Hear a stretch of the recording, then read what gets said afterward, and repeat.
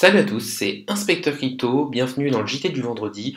Pour les nouveaux, le JT du vendredi c'est quoi? C'est tout simplement un récapitulatif de la semaine avec les news les plus marquantes, une analyse du Bitcoin et possiblement un ou deux bons plans ou une ou deux pépites crypto que j'ai pu trouver dans la semaine. Si vous êtes nouveau ou si vous aimez le travail que je fais au jour le jour, n'hésitez pas à liker cette vidéo, à commenter, c'est bon pour l'algorithme, et à vous abonner. Tout de suite, les news de la semaine.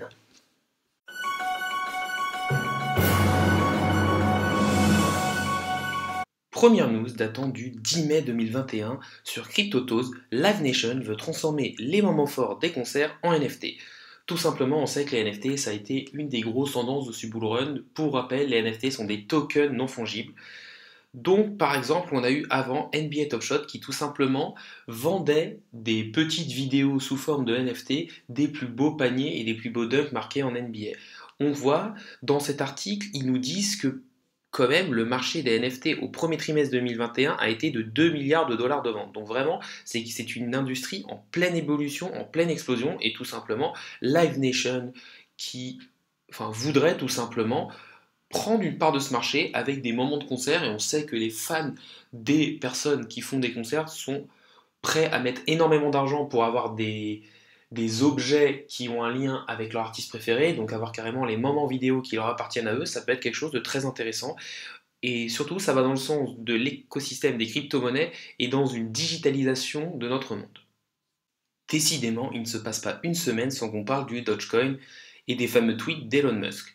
Tout simplement, cette news qui est toujours du 10 mai 2021 sur CryptoToast, c'est SpaceX qui dévoile la mission lunaire Doge 1 financée grâce au Dogecoin.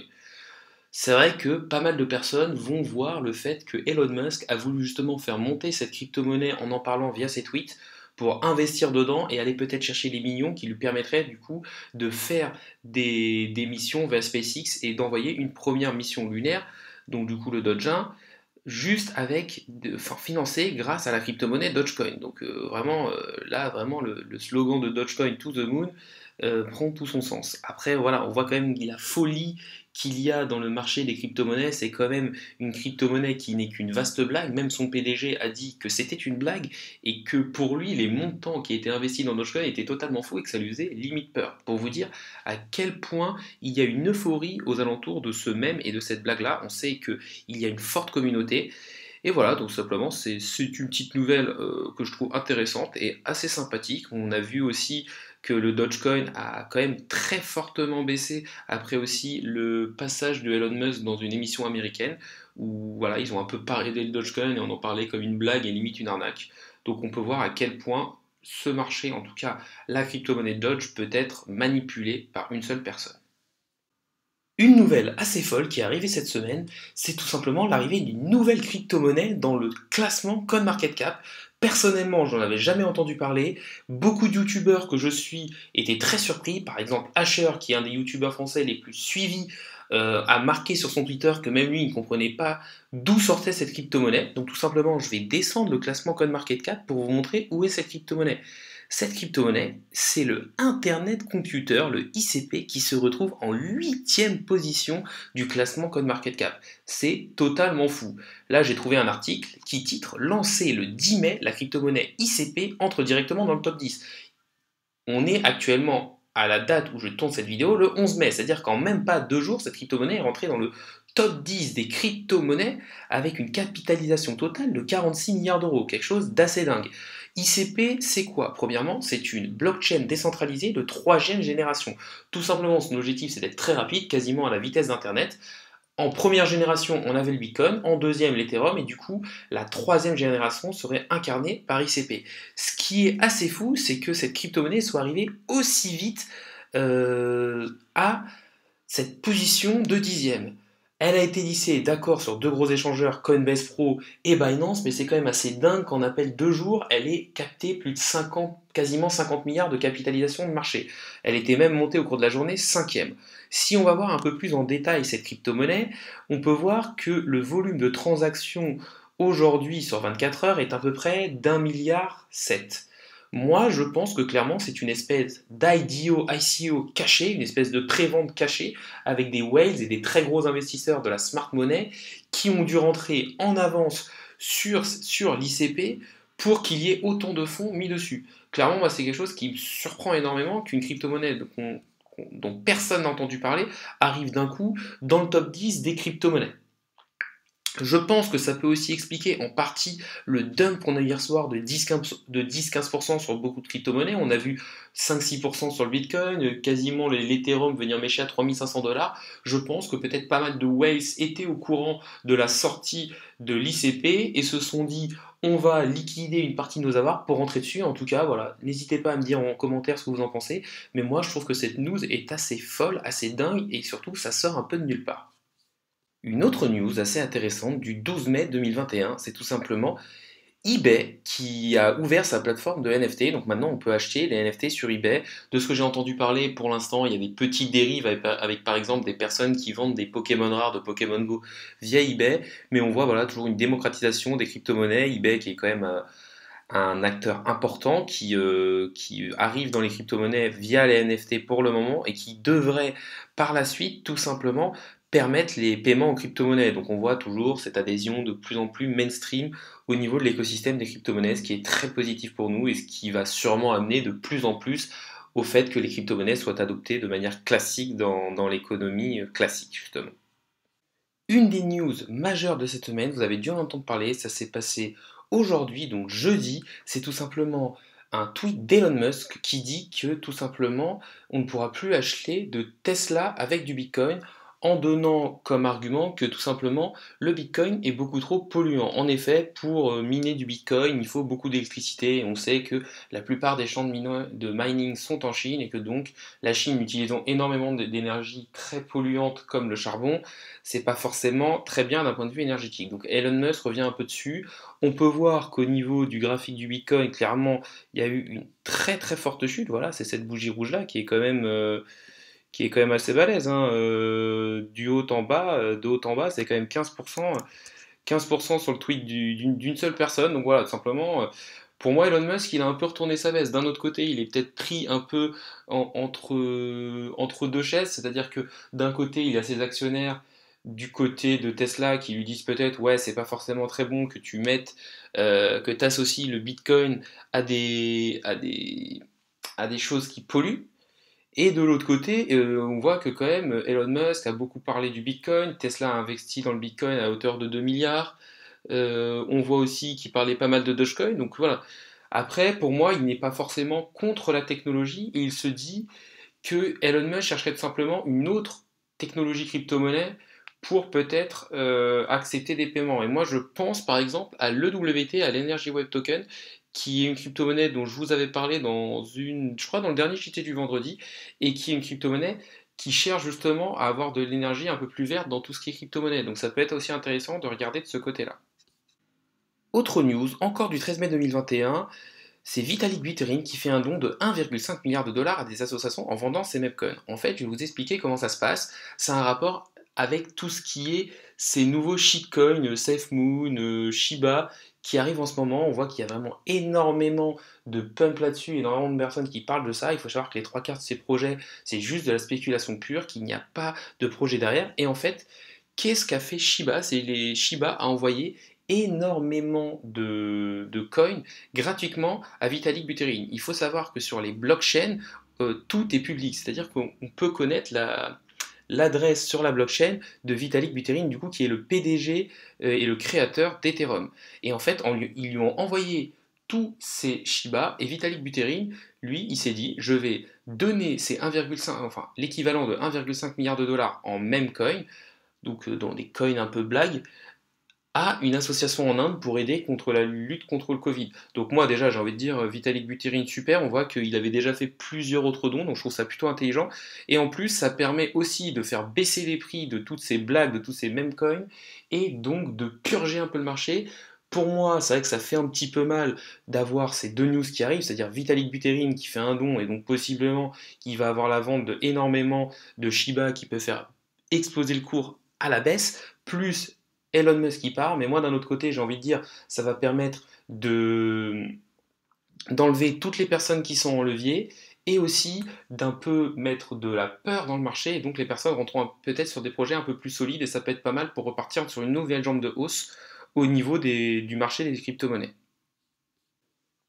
Nous allons donc maintenant passer sur la liste du Bitcoin. Je pense que c'était attendu par pas mal de personnes parce que forcément, avec toutes les news qui sont arrivées et la baisse qu'on a eue dans la nuit, pas mal de personnes peuvent s'inquiéter. Je vous spoil direct, pour l'instant, il n'y a pas lieu de s'arrêter. Les deux lignes jaunes que vous voyez sur mon graphique sont des lignes de support et de résistance tout simplement qui encadrent le range dans lequel on est depuis à peu près 2 mois sur le Bitcoin. Je ne les ai pas touchés et si vous regardez bien, pour l'instant, on est toujours dans ce range. Le cours du Bitcoin à l'heure où je fais cette vidéo est de 50 642 dollars. Alors oui, on a fortement baissé dans la nuit de plus de 10, je crois même 15%, mais on est toujours dans cette zone de range, dans cette zone de combat où tout simplement, pour l'instant, le cours du Bitcoin oscille entre deux bords, mais ne fait pas grand-chose et ne dessine pas vraiment une tendance haussière ou baissière. Tant qu'on reste dans ce range, il n'y a pas à s'inquiéter. Autre chose à savoir aussi, c'est que pour confirmer la cassure d'un range, il faut que la clôture du jour se fasse en dessous ou au-dessus de la borne haute ou basse de ce range. Je m'explique, en fait, si vous voyez par exemple sur la bougie du jour actuel, on voit que en fait le corps de bougie qui est la partie la plus large correspond au cours d'ouverture et de clôture et qu'on a des mèches qui elles correspondent aux excès qu'il y a pu avoir dans la journée. Ce qu'il faut savoir tout simplement, c'est que ce qui compte d'un point de vue analyse technique pour casser un range, c'est une clôture, par exemple dans ce cas-là, en dessous de cette borne basse que j'ai dessinée. Autre chose qu'il faut regarder aussi, c'est la Bitcoin dominance. On voit que la Bitcoin dominance continue de baisser. Là, forcément, elle est même passée avec le tweet d'Elon Musk aux alentours de 34%. Là, actuellement, elle est à 42%. Je le répète pour les nouveaux, la Bitcoin dominance, c'est la part que représente Bitcoin dans le total des investissements qui est fait sur les crypto-monnaies. C'est-à-dire que pour l'instant, 42,33% des fonds dans les crypto-monnaies sont sur Bitcoin. Ce qui est plutôt pas mal, c'est qu'on voit que la Bitcoin dominance continue de baisser.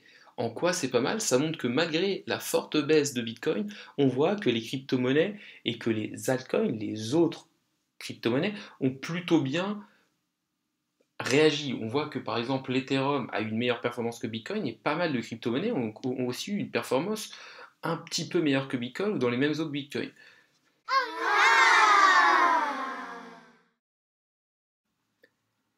Pour la pépite de la semaine, j'ai donc décidé de prendre Staffy. Staffy qui vient de Staking Finance, en fait, c'est un protocole de finance décentralisée qui va être surtout en lien avec Polkadot et Kusama.